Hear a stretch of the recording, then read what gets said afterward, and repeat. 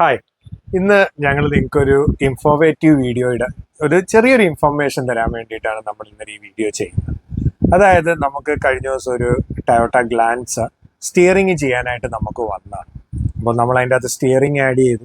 അത് കഴിഞ്ഞിട്ട് പാട്ട് കേൾക്കുമ്പോൾ യാതൊരു സുഖമില്ല. അതായത് വോയിസ് ക്വാളിറ്റി ആണെങ്കിലും ഒന്നും കേൾക്കാൻ ഒരു സുഖമില്ല. അതാ കസ്റ്റമർ പറയുന്നത്, ഇതിലെന്താ ഞാൻ ഇതെല്ലാം പിടിപ്പിച്ചിട്ട്, കാരണം പുള്ളി ഓൾറെഡി വന്ന വണ്ടിക്കകത്ത് ആൻഡ്രോയിഡ് 4 സ്പീക്കറൊക്കെ ചെയ്തിട്ടാണ്. പക്ഷെ പുള്ളിക്ക് കേട്ടിട്ട് ആകെ ഒരു ഡിസ്റ്റർബൻസ്. പുള്ളി ഒരു പ്രാവശ്യം ഫിറ്റ് ചെയ്തവരെ വിളിച്ച് പറഞ്ഞു, പുള്ളിക്ക് സ്റ്റീരിയോ മാറ്റി കൊടുത്തു. അപ്പോൾ ഈ സ്റ്റിയറിംഗ് വെച്ചതിന് ശേഷവും ഞങ്ങളെ ഇരുത്തിക്കൊണ്ട് ഒരു ഫ്രീലാൻസറാണ് അത് ഫിറ്റ് ചെയ്ത് കൊടുത്ത്. പുള്ളി ഒരു പ്രാവശ്യം കൂടെ വിളിച്ചു. അപ്പോൾ സ്പീക്കർ ഫോണിൽ ഇട്ടുകൊണ്ടാണ് പുള്ളി വിളിച്ചത്. അപ്പോൾ എടുത്ത വായിക്ക് അവർ പറഞ്ഞൊരു മറുപടി, സ്റ്റിയറിംഗ് വെച്ചപ്പോൾ സെറ്റിന്റെ IC കംപ്ലൈന്റ് ആയതായിരിക്കും. അപ്പം അത് കേട്ടപ്പോൾ ഞങ്ങൾക്കും സ്വാഭാവികമായി ചിരി വന്നു. കസ്റ്റമറിനും മനസ്സിലായി പുള്ളി ഒഴിവാക്കാൻ വേണ്ടി പറയുന്നത്. കസ്റ്റമറിന്റെ റിക്വസ്റ്റ് പ്രകാരം നമ്മൾ അതിന്റെ ഡോർ പാഡ് എല്ലാം അഴിച്ചു. അപ്പൊ ഞങ്ങൾ ആ ഡോർ പാഡ് അഴിച്ചപ്പോൾ കസ്റ്റമറും ഞെട്ടി, കൂടെ ഞങ്ങളും ഞെട്ടി. അമ്മാരി ഒരു കാഴ്ചയായിരുന്നു ആ ഡോർ പാഡിനകത്തുണ്ടായിരുന്നു.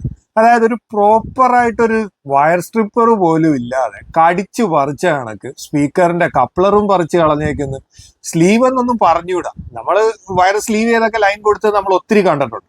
ഇതൊരുമാതിരി വലിച്ചു പറിച്ച്, എന്താ പറയാ, അങ്ങനെ ഒരു ഫിറ്റ്മെന്റ്. എന്തിനാണ് ഒരു കാര്യമുണ്ട്, സ്പീക്കേഴ്സ് ഒക്കെ ബ്രാൻഡഡ് ആ വെച്ചേക്കുന്നത്. പക്ഷെ എന്ത് കാര്യം, ഈ വയറിങ് ഇങ്ങനെ ചെയ്തു വെച്ചിരുന്നതാണ് അതിൻ്റെ അകത്ത് ഈ ഡിസ്റ്റർബൻസിനെല്ലാം കാരണം. പക്ഷെ ഡിസ്റ്റർബൻസ് വിടും, പക്ഷെ ഈ വണ്ടി വാറണ്ടി കിട്ടണ്ടേ? ഒരാൾ നാളെ ഒരു കംപ്ലൈന്റ് പറഞ്ഞ് ഒരു ഷോറൂമിൽ നിന്ന് അഴിച്ചു നോക്കിക്കഴിഞ്ഞാൽ ഡോർ പാഡിലെ വയറിങ് മൊത്തം മുറിച്ച് വെച്ചേക്കുന്നു, കപ്ലറെല്ലാം കട്ട് ചെയ്ത് കളഞ്ഞിരിക്കുന്നു. എങ്ങനെ വാറണ്ടി കിട്ടും? ഇത്രയും പറഞ്ഞപ്പോൾ കസ്റ്റമർ ഞങ്ങളോട് ഒരു റിക്വസ്റ്റും കൂടെ ചെയ്തു, ചേട്ടാ ബാക്കിൽ ഞാൻ റിയർ റിഫ്ലക്ടർ പിടിപ്പിച്ചിട്ടുണ്ടായിരുന്നു, അതും കൂടെ ഒന്ന് നോക്കാമോ? ടെയിൽ ലാമ്പ് അഴിച്ച് സംഗതി പൂർണ്ണം.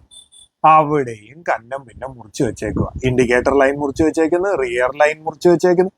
എന്തിനാണ് ഇങ്ങനെ ചെയ്തേക്കുന്നതെന്ന് അറിയത്തില്ല. നമുക്ക് ഇന്ന് സ്കോച്ച് ലോക്കും എല്ലാം അവൈലബിൾ ആണ്, കണക്ടേഴ്സ് അവൈലബിൾ ആണ്. ഇപ്പൊ ഞങ്ങൾ പറയുന്ന ഒരു റിക്വസ്റ്റ് ഇതേ ഉള്ളൂ, നിങ്ങൾ ഫിറ്റ് ചെയ്യുമ്പോൾ കഴിവതും ഒരു നല്ല ഷോപ്പിൽ പോയി ചെയ്യുക, ആൻഡ് അക്സസറി ഷോപ്പിൽ പോയി ചെയ്യുക. പ്രോപ്പറായിട്ടുള്ള കണക്ടേഴ്സും ലോക്സും യൂസ് ചെയ്യുന്നതെന്ന് ഉറപ്പ് വരുത്തുക. അല്ലാതെ ഇതേപോലുള്ള ഫിറ്റിങ്ങുകൾ ചെയ്യരുത്. കാരണം നിങ്ങൾ ഇത്രയും ലക്ഷം രൂപ കൊടുത്ത് മേടിക്കുന്നു, നിങ്ങളോട് ഷോറൂമുകാരും പറയുന്നുണ്ട് വാറണ്ടി പോവും, ഇത് പോവും. പക്ഷെ ഇതൊന്നും പോകാതെ ചെയ്യണമെങ്കിൽ പ്രോപ്പറായിട്ടുള്ള ഷോപ്സിൽ പോയി നിങ്ങൾ ഫിറ്റിങ് ചെയ്യുക. ഈ ഒരു ഇൻഫർമേഷൻ പാസ് ചെയ്യാൻ വേണ്ടിയാണ് നമ്മൾ ഇന്ന് ഈ വീഡിയോ ചെയ്യുന്നത്. Thank you guys.